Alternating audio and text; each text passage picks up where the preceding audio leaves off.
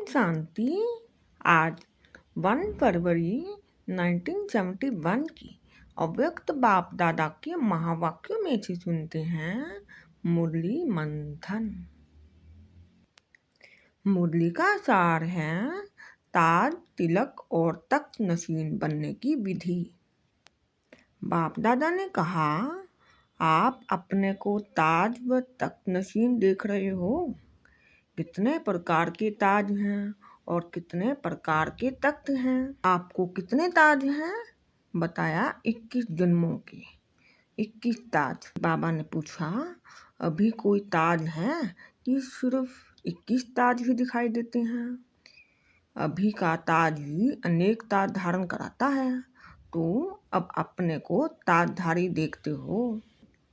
फिर बाबा ने कहा, अगर अभी ताज धारण नहीं करेंगे तो भविष्य के ताज भी कैसे मिलेंगे? इस समय सभी बच्चों को ताज व तख्त नशीन बनाते हैं। तख्त नशीन अगर हैं तो ताजधारी भी होंगे।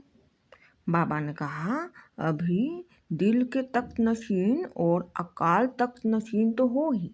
जैसे अकाल तख्त नशीन हो तो प्योरिटी की लाइट का ताज भी अभी हो ही धारण करते हो, और दिल के तख्त नशीन होने से सेवाधारी बनने से जिम्मेवारी का ताज धारण करते हो। फिर बाप दादा ने समझाया, तो जब हर एक अपने को देखें कि दोनों की तख्त नशीन और दोनों ही ताजधारी कितना समय रहते हैं। ताज और तख्त मिला तो सबको है, लेकिन कोई कितना समय ताज और तख्त नशीन बनते हैं, यह हर एक का अपना पुरुषार्थ है। बाबा ने कहा, लेकिन यह ताज और तख्त तो ऐसा सरल सहज है जो हर समय ताज व तख्तधारी बन सकते हो। जब कोई तख्त नशीन होता है तो तख्त पर उपस्थित होने से राज कारोबारी उसके ऑर्डर से चलते हैं। फिर बाबा ने कहा, अगर तख्त छोड़ते हैं तो वही कारोबारी उसके ऑर्डर में नहीं चलेंगे। तो ऐसे आप जब ताज व तख्त छोड़ देते हो तो यह कर्मेंद्रियां आपका ही ऑर्डर नहीं सुनती हैं। जब तक नशीन होते हो तो यही कर्मेंद्रियां जी हजूर करती हैं। इसलिए सदैव यही ध्यान रखो, यह ताज व तख्त कभी छूटे नहीं। बाबा ने कहा, अपना ताज व तख्त नशीन का संपूर्ण चित्र सदैव याद रखो। उनको याद करने से अनेक चित्र जो बन जाते हैं वह नहीं बनेंगे। बाबा ने कहा, तो अपना एक संपूर्ण चित्र सामने रखो। ताज व तख्त नशीन बनने से निशाना और नशा स्वतः ही रहेगा, क्योंकि ताज व तख्त है ही नशा और निशाने की याद दिलाने वाला। बाबा ने कहा, अपना ताज व तख्त कभी भी नहीं छोड़ना। जितना जितना अब ताज व तख्त धारण करने के अनुभवी व अभ्यासी बनेंगे, उतना ही वहाँ भी इतना समय ताज व तख्त धारण करेंगे। अगर अभी अल्प समय ताज व तख्त नशीन बनते हो तो वहाँ भी बहुत थोड़ा समय ताज व तख्त प्राप्त कर सकेंगे। बाबा ने कहा, अभी का अभ्यास हरेक को अपना भविष्य साक्षात्कार करा रहे हैं। अभी भी सिर्फ दूसरों को ताज व तख्त नशीन देखते हुए खुश होते रहेंगी तो वहाँ भी देखते रहना पड़ेगा। इसलिए सदा काल के लिए ताज व तख्त नशीन बनो। बाबा ने कहा, घर बैठे कोई ताज व तख्त देने आए तो क्या करेंगे? बाप भी अभी आत्माओं के घर में मेहमान बन आए हैं ना।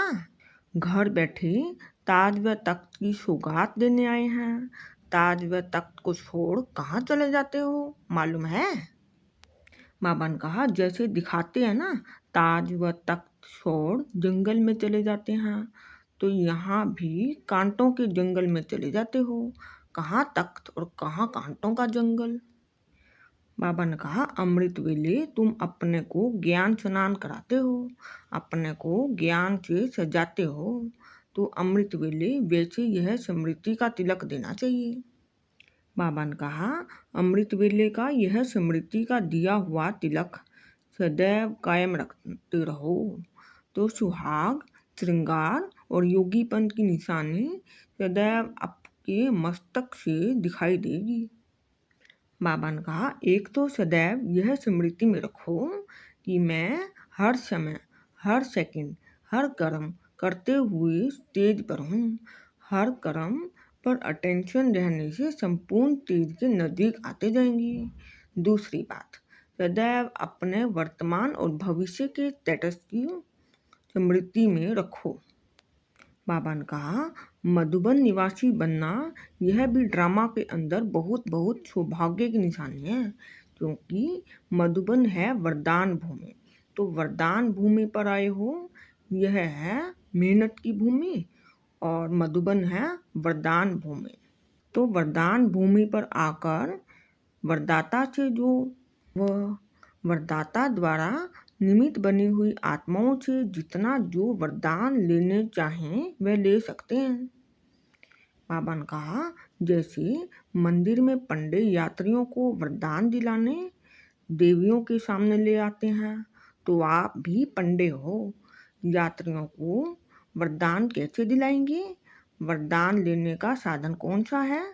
श्रेष्ठ आत्माओं द्वारा वरदान इसलिए मिलता है जो निमित्त बने हुए होने के कारण उन्हों की हर कर्म को देखकर सहज प्रेरणा मिलती है। अच्छा, ओम शांति।